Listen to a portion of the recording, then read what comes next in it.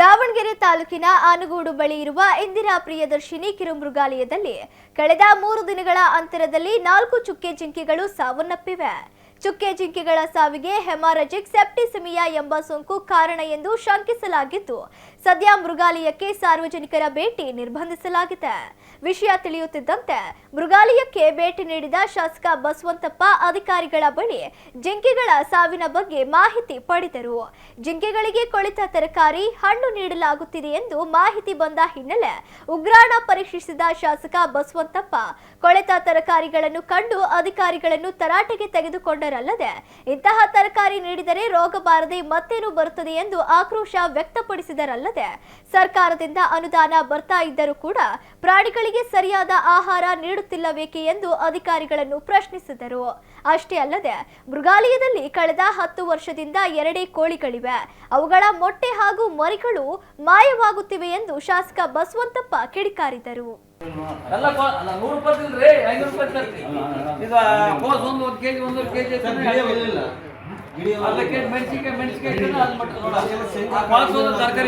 ಕೊಟ್ರೆ ಏನಕ್ಕಂತ ಮುಕ್ಕಳ ಬಾಯಿದ ಪ್ರಾಣಿಗಳಿಗೆ ತರ ನಾವು ಫುಡ್ ಕೊಟ್ರೆ ಏನಾಗತಿ?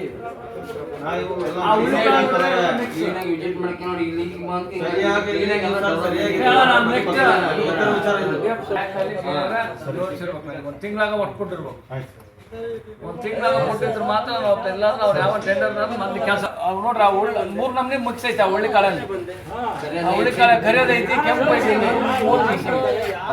ನಾವು ಮನೆಗೆ ತಗೊಂಡು ಹೋಗ್ರಿ ಜವಾಬ್ದಾರಿಯಿಂದ ನೋಡ್ರಿ. ಈಗ ನಾವು ಬಾಯಿ ಇದ್ದವ್ರು ಕೇಳ್ಬೋದು, ಬಾಯಿ ಇಲ್ಲ ಪ್ರಾಣಿಗಳಿಗೆ ನಾವು ಹುಳ್ಳಿ ಕಾಳ 3 ಕ್ವಾಲಿಟಿ ಇದಾವೆ. First quality, second quality.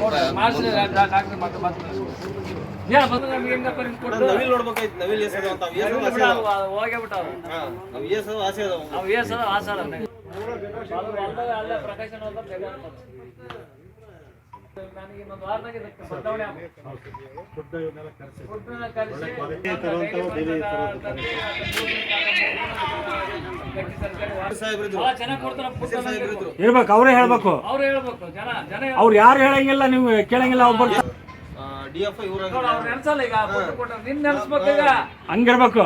ನೀನು ಬೆಳೆದ ಪಕ್ಷಿನೇ ಬೆಳಿಬೇಕಲ್ಲಪ್ಪ. ಈಗ ನಿಮ್ಮ ಅಪ್ಪರ ಹೆಂಗ ನೆನ್ಪು ಮಾಡ್ತಾರ ಹಂಗ ಈ ತರ ಒಣೆ ಕಾಡ ಆಗಿರ್ಬಾರ್ದು. ನನಗೆ ಹಸಿರು ಆಗ್ಬೇಕು. ನನಗೆ ಎಲ್ಲ ಕಡೆ ಹಸು ನೋಡಿ ಮರಗಳಿಗೆ ಇರ್ಬೇಕು. ಯಾಕಂದ್ರೆ ಜನಗಳು ಬರ್ತಾವ್ರು, ತೊಂದರೆ ಆಗ್ಬಾರ್ದು ನೀರಿನ ಅಂತ 3 ಬೋರ್ ಕೊರ್ಸ್ಕೊಟ್ಟು ಇದು 100 ಬೆಡ್ ಪೈಪ್ ಈಗ ಏನು ಇಂಪ್ರೂವ್ ಮಾಡ್ತೀವಪ್ಪ. ನೀನು ಬಂದ ಏನಾದ್ರೂ ಒಂದು ಸಾಧನೆ ಮಾಡಿ ಹೋಗಿಲ್ಲ. ನಾನಿದ್ದಾಗ ಇಂಥದ್ದು ಇಂಪ್ರೂವ್ ಆಗೋದಪ್ಪ ಅನ್ನಂಗೆ ಆಗ್ಬೇಕು. ಹೈ ಟೆನ್ಷನ್ ಲೈನ್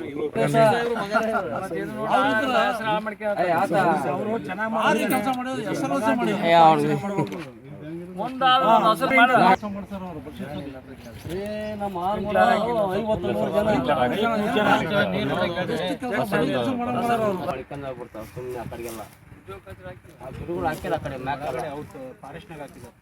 ಅಲ್ಲಿ 10 ಲಕ್ಷ